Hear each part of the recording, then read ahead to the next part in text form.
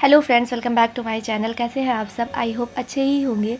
आप लोगों के जो लास्ट वीडियो में सबसे ज़्यादा कमेंट्स थे वो प्रीलिम्स को लेकर के थे कि प्रीलिम्स के लिए स्ट्रेटजी बताइए, प्रीलिम्स के लिए बुक बताइए।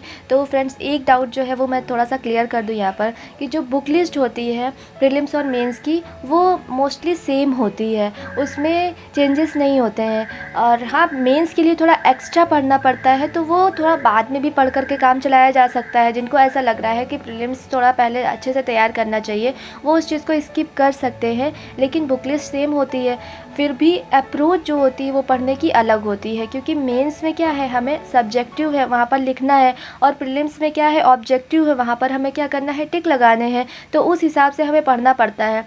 प्रीलिम्स को पढ़ने में थोड़ा सा फैक्ट वाली चीज़ें हमें ज़्यादा अच्छे से पढ़नी होती हैं, और भी डेटाज हैं जो पढ़ने होते हैं। तो इस वीडियो में मैं वो सारी चीज़ें आपकी क्लियर करूँगी कि कितना आपको पढ़ना है प्रीलिम्स में। ठीक है, मैं इसमें मेंस के लिए कोई बात नहीं करूँगी कि मेंस में आप ये करिए वो करिए।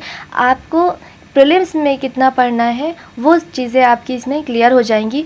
और हाँ, बुक लिस्ट के लिए जो आपका एक डाउट है कि कैसे परचेज़ करें, कौन सी परचेज़ करें, तो वो उसकी लिंक मैं डिस्क्रिप्शन बॉक्स में आपको दे दूँगी। आप एक बार जा कर के उसको चेक कर लीजिएगा। अगर आप परचेज़ करना चाहते हैं तो आप परचेज़ भी कर सकते हैं।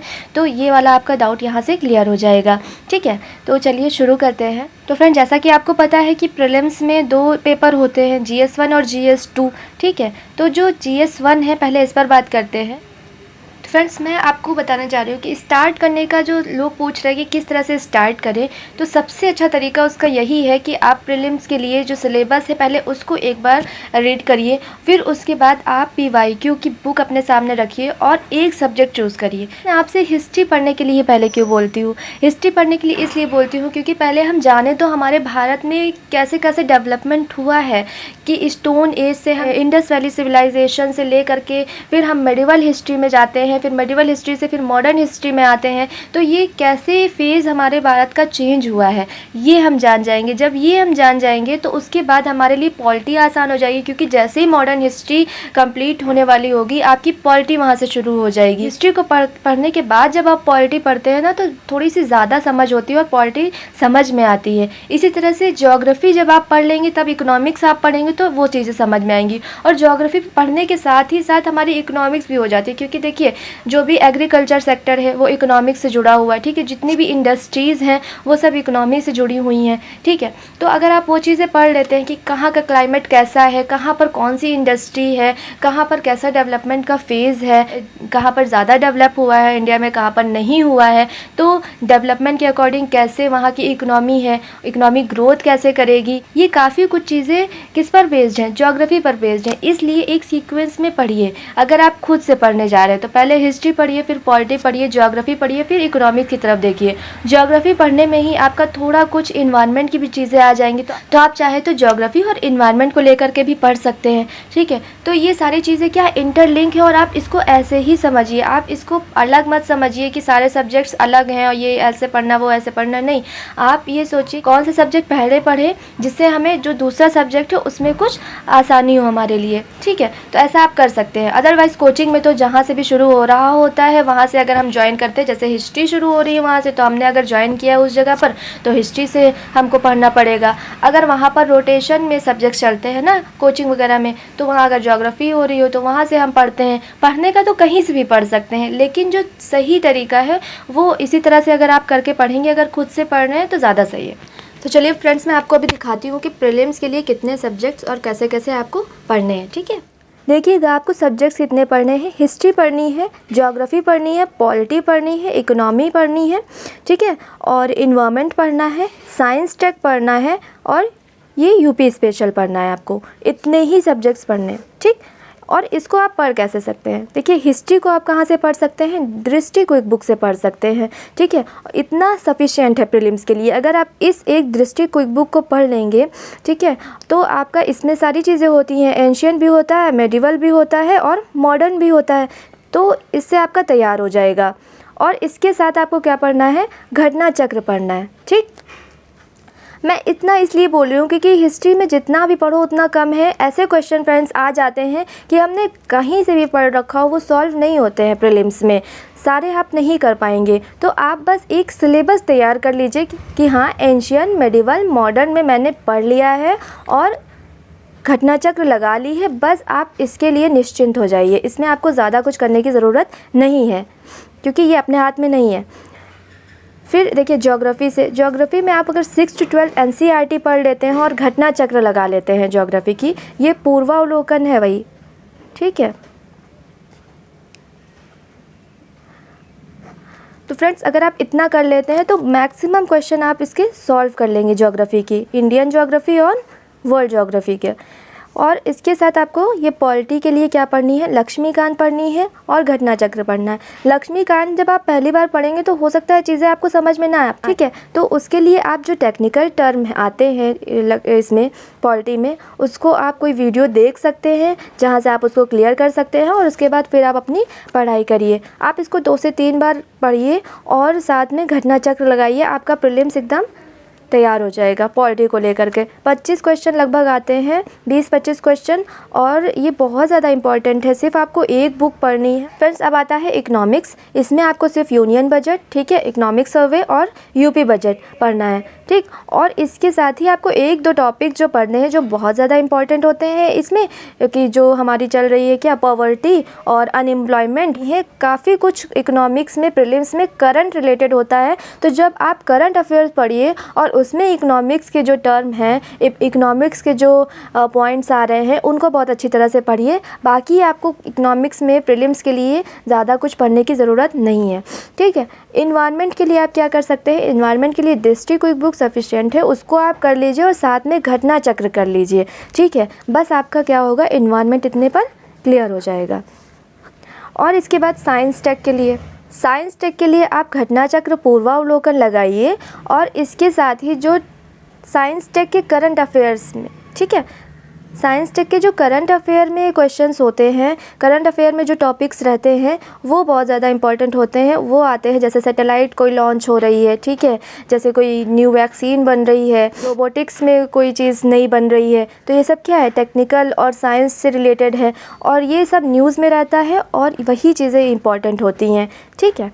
इसके बाद आपको क्या करना है, यूपी स्पेशल करना है। यूपी स्पेशल के लिए आप राकेश सारस्वत ले सकते हैं, ठीक है। राकेश सारस्वत से आप अच्छी तरह से पढ़िए और इसमें ही देखिए लास्ट में क्वेश्चंस भी दिए हुए हैं। बुक को आप चैप्टर को ख़त्म करेंगे, जितना 2 से 4 चैप्टर को ख़त्म करने के बाद इसके आपको क्वेश्चंस मिलेंगे, उनको सॉल्व करिए, ठीक है। वहाँ से PYQ है और इम्पॉर्टेंट क्वेश्चन है, आपका कहीं और से पढ़ने की ज़रूरत ही नहीं है, आपकी जो यूपी स्पेशल है वो तैयार हो जाएगा। इसके बाद फ्रेंड्स जो मिसलेनियस टॉपिक्स हैं, जैसे कि जो जिनसे क्वेश्चन बनते हैं हर बार यूपी PCS के प्रीलिम्स में, जैसे कि सेंसस डेटा हो गया, इससे क्वेश्चन बनते हैं, एग्रीकल्चर डेटा हो गया, इससे क्वेश्चन बनते हैं, मिनरल डेटा हो गया, इससे क्वेश्चन बनते हैं कि कहाँ पर कौन सा मिनरल पाया जाता है। और ये सिर्फ और सिर्फ इंडिया का नहीं, ये विश्व का भी, वर्ल्ड का भी डेटा आपको देखना है। इसके बाद आपको पढ़ना है ISFR रिपोर्ट, ठीक है। ये फॉरेस्ट रिपोर्ट है। फॉरेस्ट रिपोर्ट में आपको क्या पढ़ना होता है कि कितना एरिया फॉरेस्ट में आता है, ठीक है, कितना ट्री कवर एरिया है, ये सारी चीज़ें आपको पढ़नी पड़ती हैं। कौन से स्टेट में सबसे ज़्यादा फॉरेस्ट कवर है, ये यहाँ से आपको पढ़ने को मिलेगा, ठीक है, ये इंपॉर्टेंट है। तो ये ISFR रिपोर्ट पूरी आपको देखनी है।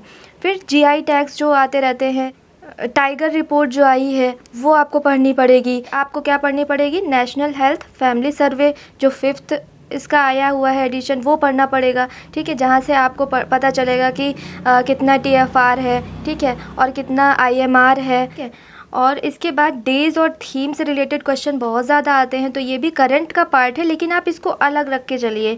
और इसमें आप जैसे ही आपको कोई इम्पॉर्टेंट थीम लगे किसी डे की, उसको आप नोट करते हुए चलिए, ठीक है। इसी तरह से जो इम्पॉर्टेंट डेज़ हैं, जैसे ओजोन डे हमेशा पूछता है, ठीक है, तो उस इसी तरह के जो डेज़ हैं, इन्वायरमेंट डे हो गया, ओजोन डे हो गया। और आप देखिए नेशनल पार्क और टाइगर रिजर्व, ठीक है, वाइल्ड लाइफ सेंचुरीज़ जो भी इंडिया में है, अलग अलग स्टेट में अलग अलग हैं, ठीक है। तो सबसे ज़्यादा कहाँ है और सबसे कम कहाँ पर हैं, कौन सी कहाँ पर है, ठीक है, ये आपको पढ़नी पड़ेंगी अलग से। इन्वायरमेंट का पार्ट है ये, लेकिन आप इसको अलग मान के चलिए और इसको अलग से तैयार करिए अच्छी तरह से। ठीक फ्रेंड्स, अभी करंट अफेयर की बात करेंगे, उससे पहले आते हैं ये जो जीएस पेपर का आपका जो सेकेंड पार्ट है, सी सेट। ठीक है, मुझसे काफ़ी लोग पूछ रहे हैं कि क्या प्रीलिम्स में मैथ्स पढ़नी पड़ेगी, इंग्लिश पढ़नी पड़ेगी। हाँ, पढ़नी पड़ेगी, लेकिन वो यहाँ पर ये क्या है, ये सारे जो टॉपिक्स मैंने आपको दिखाए हैं ये GS1 के हैं। ठीक है, GS पेपर 1 जो एक होता है उसके हैं, और बाकी ये वाला जो पार्ट है वो किसका है, बाकी ये वाला जो पार्ट है फ्रेंड ये GS2 का है। ठीक, तो इसमें आपको सी सेट करना होता है, और इस सी सेट में आपको हिंदी पढ़नी है, थोड़ी बहुत मैथ्स पढ़नी है, इंटरपर्सनल स्किल्स देखनी है, और इंग्लिश। ये सब आपका पहले से ही इतना तैयार होता है कि हो जाते हैं क्वेश्चन, लेकिन थोड़ा सा हिंदी को अच्छे से पढ़ लीजिएगा। 25 क्वेश्चन लगभग होते हैं, तो इससे आपका सी सेट बहुत अच्छी तरह से क्लियर हो सकता है। ठीक है, बाकी आप मैथ्स के क्वेश्चन कर लीजिए और इंटरपर्सनल स्किल के क्वेश्चन कर लीजिए, तो ये हो जाता है। तो यहाँ से आपका ये डाउट क्लियर हो गया होगा कि मैथ्स और रीजनिंग पढ़नी कहाँ है, तो सी सेट के लिए पढ़नी होती है। ठीक है, सी सेट में आपको 33 क्वेश्चन सही करने होते हैं 100 में से। ठीक है, ये क्वालिफाई होता है, क्वालिफाई करेंगे आप इसको, तभी आपका ये वाली जो कॉपी होगी GS1 की ये चेक होगी, इसलिए इसको क्वालिफाई करना ज़रूरी है। तो इस पर थोड़ा सा आपको पढ़ना भी पड़ेगा फ्रेंड्स। तो देखिए, आपको अभी क्या पता चल चुका है प्रीलिम्स के लिए कौन सी बुक्स पढ़नी है, कितने सब्जेक्ट्स पढ़ने हैं। ठीक है, GS1 के लिए और GS2 के लिए सी सेट में आपको क्या क्या पढ़ना है, ये आपकी इतनी कन्फ्यूज़न दूर हो गई होगी। अब बचा करंट अफेयर। ठीक है, इससे भी हर बार अच्छे खासे क्वेश्चन आते हैं 30 से 35 तक। फ्रेंड्स, इसमें से कुछ तो ऐसे होते हैं जो इकोनॉमिक्स से रिलेटेड होते हैं, यूपी बजट हो गया, यूनियन बजट हो गया और इकोनॉमिक सर्वे हो गया, इन सब से रिलेटेड होते हैं। कुछ ऐसे होते हैं साइंस टेक से रिलेटेड होते हैं। ठीक है, कुछ ऐसे होते हैं जो कि अपॉइंटमेंट से होते हैं, कुछ गेम्स रिलेटेड होते हैं। तो ये सारे करंट अफेयर्स होते हैं। फ्रेंड्स, इसको तैयार कैसे करना है प्रीलिम्स के लिए, अगर आप पढ़ना चाह रहे हैं और मंथली करंट अफेयर कवर करना चाह रहे हैं, तो जो पतली वाली क्रॉनिकल आती है उसको आप करते चलिए। ठीक है, और फिर उसके बाद प्रीलिम्स से पहले एक आती है घटना चक्र की दृष्टि की करंट अफेयर। ठीक है, उसका भी मैंने वीडियो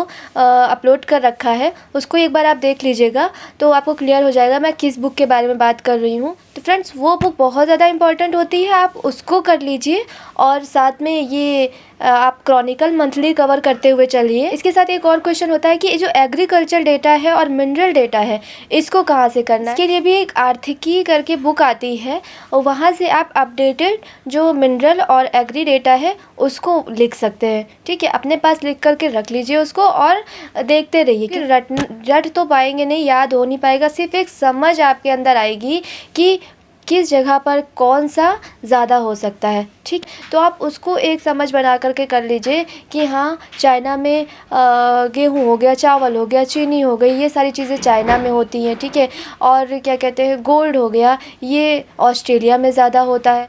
इस तरह से करके आप ये याद कर लीजिए। ठीक है, और एक क्वेश्चन इंपॉर्टेंट जो बनता है वो सिटी से रिलेटेड बनता है। कौन सी सिटी के लिए कौन सा जो इंडस्ट्री है वो फेमस है। तो जैसे डेट्रॉयट हो गया, एरी हो गया, और शिकागो हो गया, और इसी तरह से वेनिस हो गया। ठीक है, कांच वगैरह का वहाँ पर बनता है।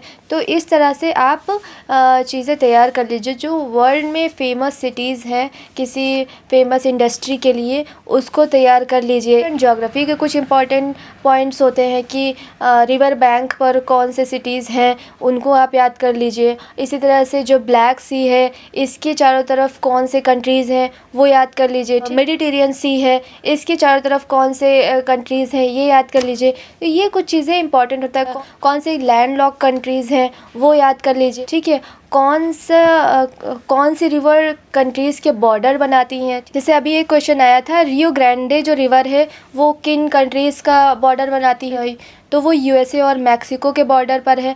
तो इस तरह से ये चीज़ें आपको कब आएंगी, जब आप प्रीवियस ईयर क्वेश्चन देखेंगे। इसीलिए मैं कहती हूँ फ्रेंड्स कि प्रीवियस ईयर क्वेश्चन देखिए, फिर उसके बाद पढ़िए टॉपिक्स को, फिर उसके बाद प्रीवियस ईयर क्वेश्चन देखिए और घटना चक्र लगाइए। इससे आपका प्रीलिम्स हो जाएगा फ्रेंड्स। इससे ज़्यादा प्रीलिम्स में कुछ पढ़ना ही नहीं है। तो फ्रेंड्स ये वीडियो मैंने प्रीलिम्स के लिए बनाई थी, जो कि बुक लिस्ट और स्ट्रेटजी पर थी, और नेक्स्ट वीडियो मैं मेंस के लिए बनाऊंगी। इसके डिस्क्रिप्शन बॉक्स में मैंने बुक लिस्ट की लिंक दे दी है, उसको भी आप चेक कर लीजिए। और फ्रेंड्स आपकी जो भी क्वेरीज हैं उसके लिए आप मुझे कमेंट्स कर सकते हैं, और इस वीडियो को ज़्यादा से ज़्यादा शेयर करिएगा ताकि और लोगों को भी चीज़ें पता चल पाए कि क्या पढ़ना है, कैसे पढ़ना है, जो भी कन्फ्यूज़न है वो दूर हो पाए और वो भी अपना स्टार्ट कर पाए। ठीक है, और चलिए ठीक है, फिर मिलते हैं नेक्स्ट वीडियो में। तब तक के लिए ऑल द बेस्ट और बाय बाय।